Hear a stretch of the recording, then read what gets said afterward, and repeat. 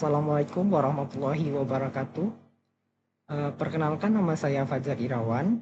Pada kali ini saya akan membacakan laporan keuangan UMKM Jumpa Kembali.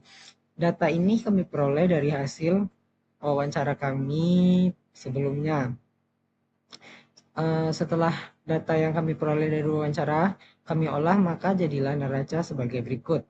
Yang pertama, untuk kita membahas mengenai uh, uh, saldo kas debit pada UMKM ini, yaitu sebesar Rp1.833.000, dan saldo kas kredit di Rp1.787.962. Saldo kas di bank debitnya yaitu Rp1.295.000, sedangkan saldo kredit 0. Persediaan barang dagang. Di sini saldo persediaan barang dagang ada di angka Rp3.449.267, sedangkan saldo kreditnya 0. Peralatan memiliki saldo Rp943.846, sedangkan sisi kredit 0. Berikutnya ada modal sisi debitnya 0 karena saldo normalnya itu ada di kredit. Berikutnya untuk sisi kredit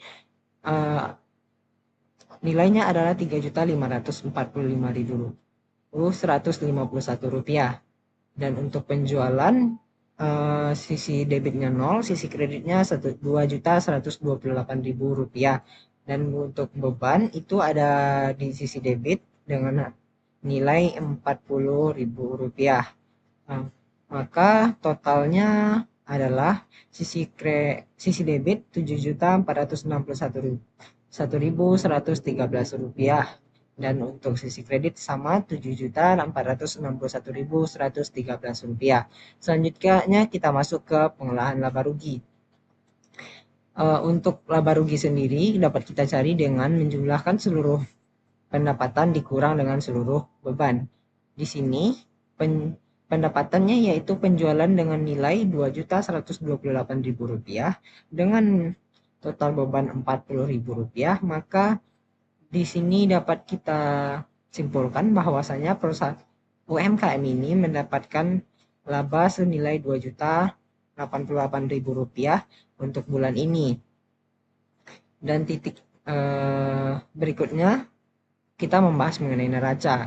Lanjut ke aktiva yang pertama, kas bernilai Rp45.038, dan untuk kas di bank Rp1.295.000, dan untuk persediaan barang dagang yaitu berada di Rp3.349.267.